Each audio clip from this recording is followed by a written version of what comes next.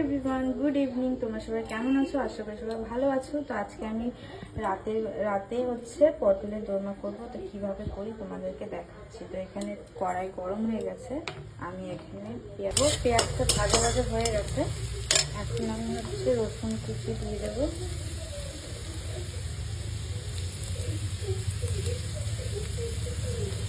আর এটা ভাজা ভাজা হয়ে গেছে। এখন আমি পটলের দানাগুলো দিয়ে দিচ্ছি। মানে পটলের ভেতরে যেটা থাকে।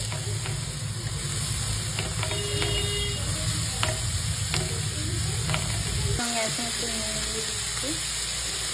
একটু কষানো হয়ে গেছে। এখন আমি টমেটো কুচি পাতাটা দিয়ে দেবো।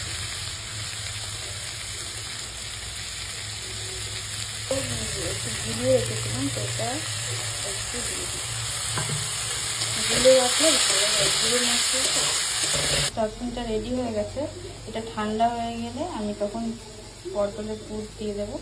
এটা আমার পুর ভরা হয়ে গেছে। এখানে গ্রেভিটাও ফুটে গেছে।